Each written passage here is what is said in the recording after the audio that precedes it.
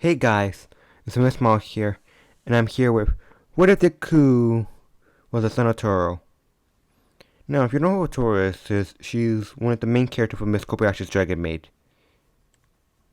Now, before we start, I'm going to be putting the story at the end of the anime. So any characters show up in the manga or anything like that are not going to be counted in the story. So yeah. But maybe I might do a version in the future where I count the manga.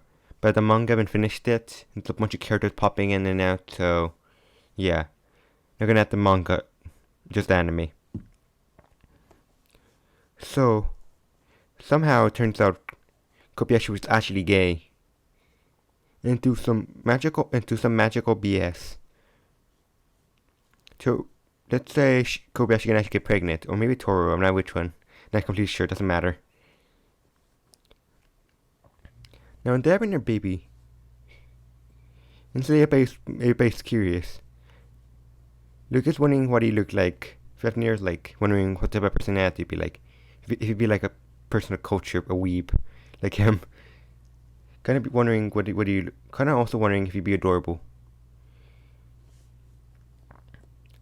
Oops. Almost wondering what would happen if a human and a dragon having a child? Would it disturb the balance and everything? But when Deku's born, they're completely confused, mostly because they're like, he's not a dragon. He has dragon essence and power, but he's not in a dragon form. He's in a human form. Oh wait, I just realized something. I didn't explain quirks and stuff like that.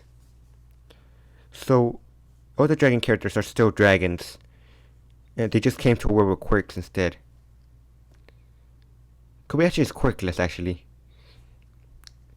And Kanna? Yeah, but everybody in the main story is still dragons. They just like change their identity and stuff to make it look like they have quirks when they don't. They actually just have magical powers. Yeah, when Deku was born, Kanna instantly wanted to hold him. Like, he's so cute. So little. Kobayashi tells Kanna to be a good older sister to Deku. Toru mentions how who knows, he might age like a human, so he might become bigger than you, Kanna. And the picture is an older version of Deku. She thinks she gets pretty spot on, but she thinks it's cool. I'm trying to look at Deku, and Toru is obviously not trusting Elma. Luca is also trying to take a look at Deku, but Toru is also not trusting Luca, mostly because she's a Shotokan, and she's not gonna let Shotokan near her baby boy. I think it's called Shotokan. I forget what it's called. I think it's called Shotokan. Fafnir's like, and that just doesn't really pay much attention. As time goes past, Deku kind of learns about more of his powers, strengths, and stuff like that. Becomes slowly stronger. And now just after 5 years, Deku's almost slightly shorter than Kanna. Also, since Kanna and most of the dragons don't age, they had to come up with a good excuse. So their excuse was that Toru and Kanna don't have, since they're saying they're related, have a quirk that makes them so they don't age. So it just thinks Deku and Kobayashi don't want odd ones in a family that age, and the rest just are mortal. Oops, sorry guys. So it just thinks Kanna and Toru are mortal, and so are the other friends. Deku and Kobayashi don't age. One day when Deku's being bullied, Deku doesn't fight back. Toru says, because Toru makes Deku believe that he's not a dragon or power, makes him believe that he has a quirk, the same as hers. But Toru's actually lying to Deku. He doesn't have a quirk, he has magic. And Toru tells Deku not to hold back, because he might accidentally destroy a building while trying to fight back. Deku's trying to hold back, not to hit Kachan. When Kanna shows up, Kanna says, why are you picking my little brother? You're like, really? Little brother? You're sure that you're smaller than him. Caution then mocks like you're saying, you're gonna have your little sister protect you. Kana transforms. No, she doesn't transform. She kind of she kind of transforms a little bit. She gets razor teeth, claws, and gets energy ball in her mouth. It was like, oh shoot. And big explosion goes off and Kachim went away. Like, what the hell? The coup. Hold on. Shoot, what was wrong with that? Sorry guys, there's something wrong with my voice real quick. Yeah, but as Kachim and his friends walk away, Sakiwa, Rico. I forgot. I can't pronounce her name. Kana's friend. Looking at her. She's also aged, but she's normal human, so she aged normally. She says, "You really protected your younger brother." Kana says, "Of course." Sakiwa says, "Why wouldn't you? He's so adorable." She pinches Deku's cheeks. Kana gets protected, like, "Don't pinch my brother's cheeks." So I go back, so I was thinking, Kana's really kind of protective over him. When Deku and Kana gets home, Kana tells Tohru what happened. Kana's ready to obliterate Kachan and take the city with him. Kubi actually ends up stopping Tohru.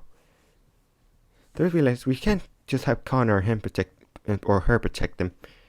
So she then decides to try to teach Deku how to control his power better. And Deku's controlling his power. Deku tries to look up more moves and ways to control power. See if there's anything on the internet about his power quirk. So he thinks it's a quirk instead of magic. That's when he finds a hero named All Might. Deku's amazed. He thinks, All Might's super strong. Almost as strong as Mom. Deku shows this to Tohru. Tohru's like, I could probably beat him. But I can't let Deku show this Elma. I already know what she's gonna do. Besides, somehow Elma finds out of this. She thinks, so you're interested in heroes, huh, Deku? But for your case, I was a hero back in my day. I was part of the Harmony faction. Protecting people and everything. Deku's like, what the Harmony faction? Tohru busts through when he's like, it's nothing. Elma just haven't eaten anything. I was like, She didn't try to deny the destiny of your son, Tohru.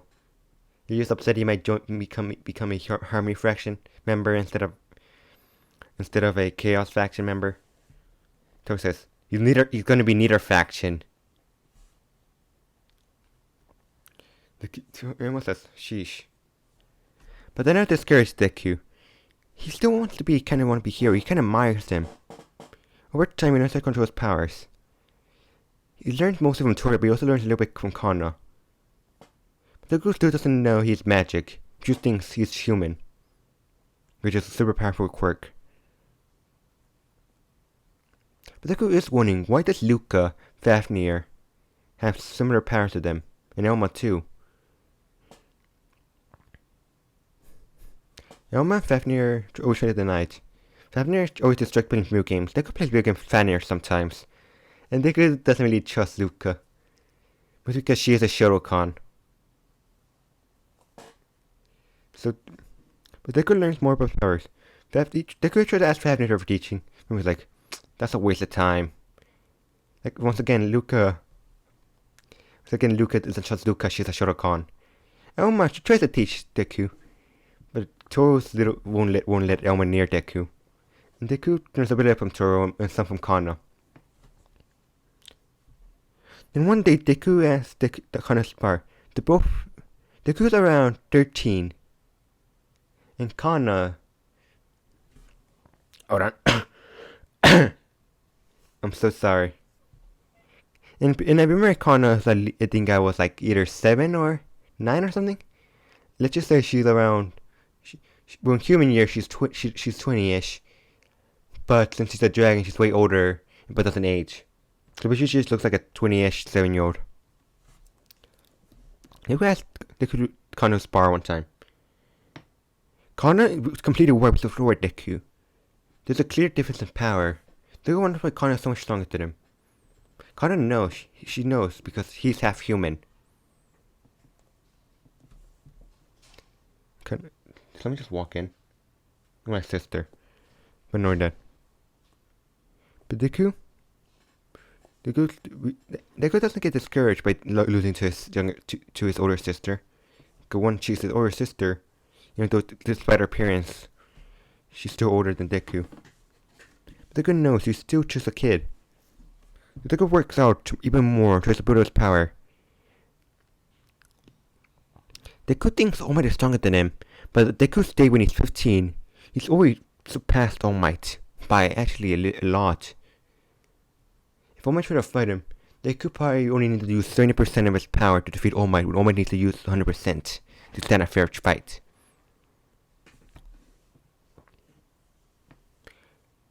But more importantly, one day when Deku's not realizing what's going on, something interesting happens to Tohru.